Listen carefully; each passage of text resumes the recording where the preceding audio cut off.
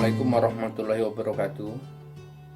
Dalam video kali ini saya akan memaparkan mengenai kondisi negara Indonesia yang akan menikmati bonus demografi namun terbentur situasi kondisi pandemi COVID-19 atau COVID-19.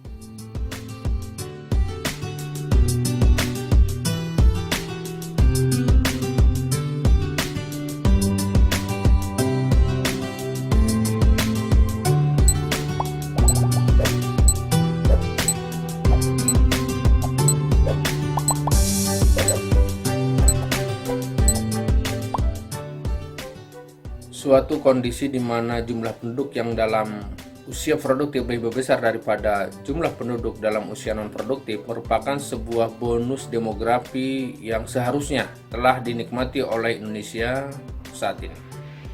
Hal ini dibuktikan dengan kutipan dari kata.co.id yang menyatakan bahwa sensus penduduk tahun 2020 mencatat 70,72% dari 27,2 juta penduduk negeri ini berada dalam usia produktif.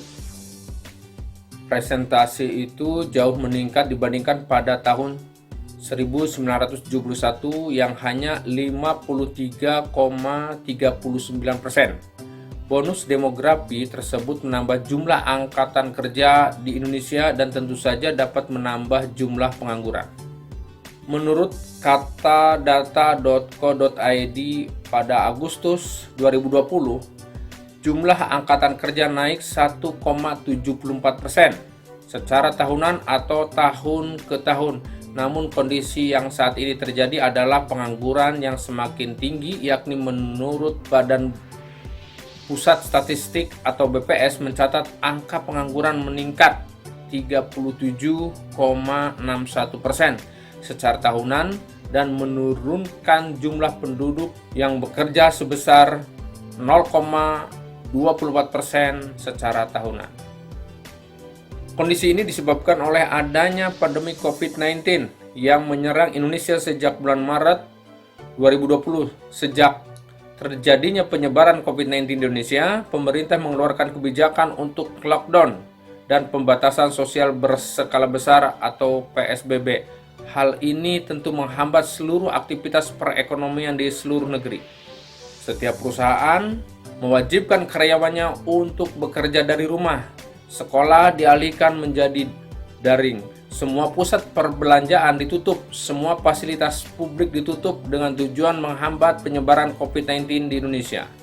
Namun pada kenyataannya jumlah korban positif COVID-19 masih saja banyak dan lebih buruknya penyebaran tersebut masih bertambah hingga saat ini. Hal ini tentu berakibat pada berkurangnya jumlah lowongan kerja, padahal Indonesia saat ini seharusnya sedang menikmati bonus demografi tersebut. Dilansir dari kata.co.id bahwa Badan Pusat Statistik atau BPS mencatat jumlah iklan lowongan pekerjaan turun 66% dari 34.056 pada kuartal pertama tahun 2020 menjadi 11.427 pada kuartal ketiga tahun 2020. Hal ini tentu saja berdampak sangat signifikan terhadap para pencari kerja. Dengan menipisnya lowongan kerja, maka yang terjadi adalah jumlah pengangguran yang membludak. Jika hal itu terjadi, maka bonus demografi yang sekarang ada di Indonesia belum tentu dapat dinikmati saat ini. Selain berdampak pada berkurangnya lapangan kerja di Indonesia, COVID-19 juga berdampak pada kesehatan angkatan kerja saat ini. Dilansir dari kata.co.id, Satuan Tugas Penanggulangan COVID-19 mencatat per 27 Januari 2021, mayoritas penduduk yang menderita COVID-19 di dalam negeri berusia 19 sampai 59 tahun. Presentasi terbanyak di rentang usia 31 sampai 45 tahun dengan 30% dari total kasus nasional. Lebih lanjut, mereka yang menderita COVID-19 berpeluang mengidap long COVID-19, sebuah sindrom yang menyebabkan penyintas atau orang yang sembuh dari COVID-19 tak bisa pulih sepenuhnya. Riset dari Pusat Pengendalian dan Pencegahan Penyakit Center for Disease Control and Prevention CDC Amerika Serikat pada Juli tahun 2020 menjelaskan penderita long COVID-19 terjadi di semua usia, meskipun usia di atas 50 tahun mendominasi. Penyintas COVID-19 masih akan tetap mengalami batuk, sesak napas, kemampuan indera perasa hilang, dan kelelahan usia 6 bulan sembuh. Dampak COVID-19 yang lainnya adalah menurunnya kualitas pendidikan Indonesia yang seharusnya anak-anak mendapat pendidikan yang berkualitas untuk disiapkan menjadi stok bonus demografi yang menurut analisis statistik sosial, bonus demografi dan pertumbuhan ekonomi akan mencapai puncaknya pada tahun 2025. Namun demikian, kondisi kritis di Indonesia saat ini juga dapat diperbaiki dengan baik. Caranya dengan memperbaiki kualitas pendidikan, kesehatan, dan memberi akses pekerjaan layak seperti saran United Nations Inflation Fund.